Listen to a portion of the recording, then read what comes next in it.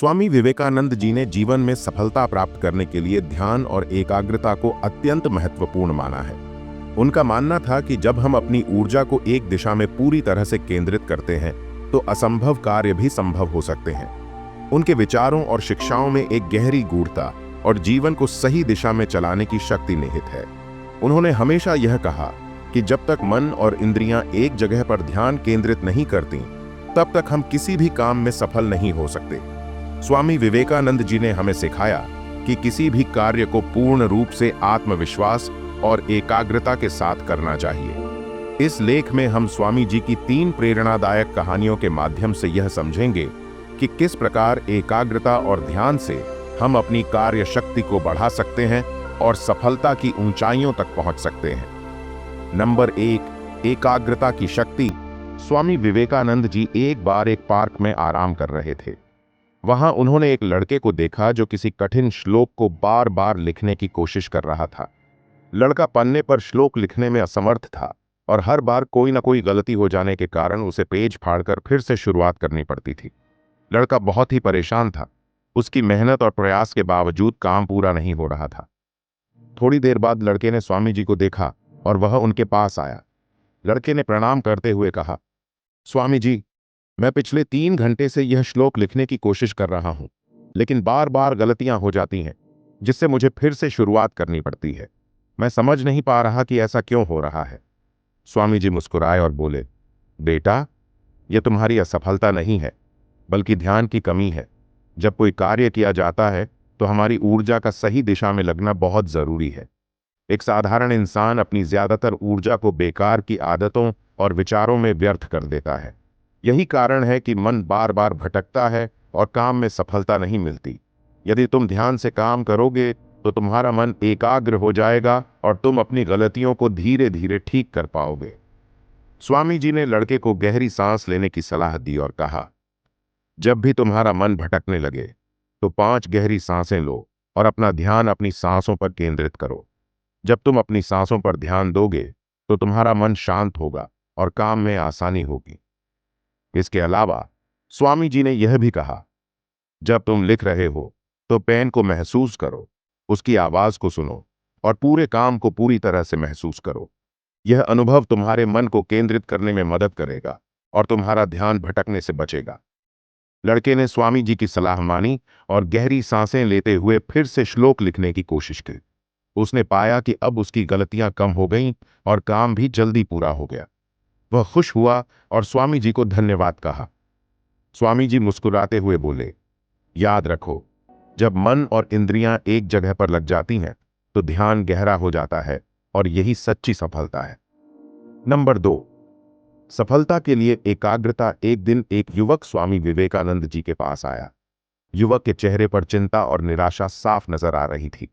उसने स्वामी जी से कहा, स्वामी जी, मैं बहुत समय से परीक्षा की तैयारी कर रहा हूं, लेकिन हर बार असफल हो जाता हूं। मुझे समझ नहीं आ रहा कि मुझसे कहां गलती हो रही है। स्वामी जी ने उसकी बात ध्यान से सुनी और फिर पूछा, क्या तुम सच में परीक्षा पास करना चाहते हो? युवक ने कहा, हाँ स्वामी जी, मैं पूरी मेहनत करने के लिए तैयार हूं।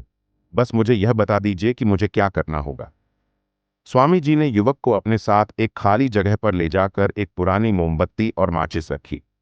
उन्होंने युवक से कहा, इस मोमबत्ती को जलाकर उस पेड़ तक ले जाओ, लेकिन ध्यान रखना कि मोमबत्ती की लौ बुझनी नहीं चाहिए। युवक ने मोमबत्ती जलाई और धीरे धीरे पेड़ की ओर बढ़ने लगा। जैसे ही वह रास्ते में चलने लगा, हल्की सी हवा चली और मोमबत्ती की लौ हिलने लगी। युवक ने पूरी कोशिश की कि लौ बुझने न पाए, लेकिन हर बार हवा के हल्के झोंके से मोमबत्ती बुझ जाती। युवक ने यह प्रक्रिया कई बार दोहराई, लेकिन हर बार हवा के कारण मोमबत्ती बुझ गई। थका हुआ युवक वापस स्वामी जी के पास आया और बोला, स्वामी जी, मैं असफल हो गया। मोमबत्ती को जलाए रखने में मुझे बार बार कठिनाई आ रही थी। स्वामी जी मुस्कुराते हुए बोले, तुम्हारे प्रयासों की कमी नहीं है, लेकिन तुम्हें एक महत्वपूर्ण बात समझनी होगी। यह मोमबत्ती तुम्हारे मन की तरह है और हवा उन विचारों की तरह है जो तुम्हारा ध्यान भटकाते हैं। जब तक तुम अपनी आदतों और विचारों को नियंत्रित नहीं करोगे, तब तक तुम्हारा ध्यान भटकता रहेगा और सफलता नहीं मिल पाएगी। अगर तुम अपने लक्ष्य पर ध्यान केंद्रित करोगे तो तुम्हें सफलता जरूर मिलेगी। स्वामी जी ने कहा, अपने लक्ष्य पर पूरी तरह ध्यान लगाओ और हर काम में मन से लग जाओ। जब तुम पूरी एकाग्रता से काम करते हो तो सफलता निश्चित होती है। नंबर 3, विचारों को नियंत्रित करना। एक दिन एक युवक ने स्वामी जी से पूछा, स्वामी जी, मेरे मन में बहुत सारे विचार आते रहते हैं, मैं उन्हें कैसे नियंत्रित कर सकता हूं?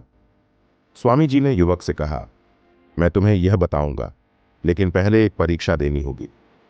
फिर स्वामी जी ने युवक के हाथ में एक गिलास पानी भरा हुआ दिया और कहा, तुम इस गिलास को इस तरह पकड़े रहो कि एक भी बूंद पानी गिरने न पाए।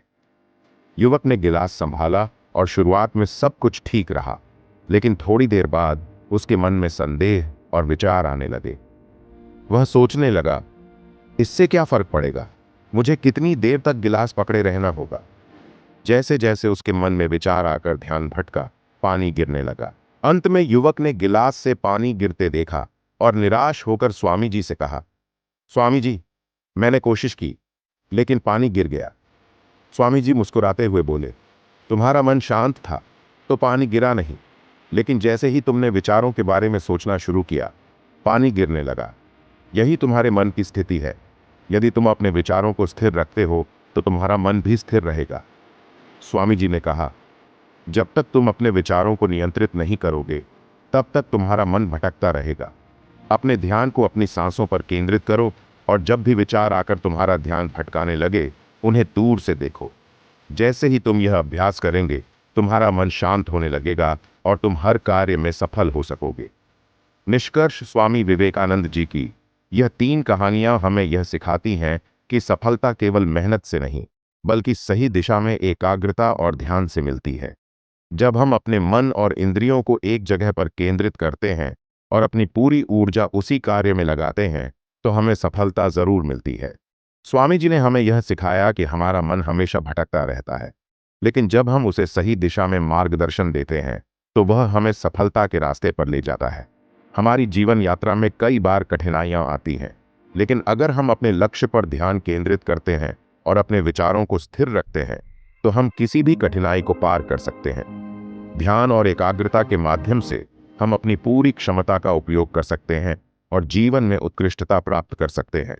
दोस्तों, अगर स्वामी विवेकानंद की कहानी से आप सीखे हैं, तो वीडियो को लाइक और चैनल को सब्सक्राइब जरूर करें। और हाँ, दोस्तों को भी सिखाए वीडियो शेयर करके और कमेंट में स्वामी विवेकानंद के बारे में कुछ ना कुछ जरूर लिखें।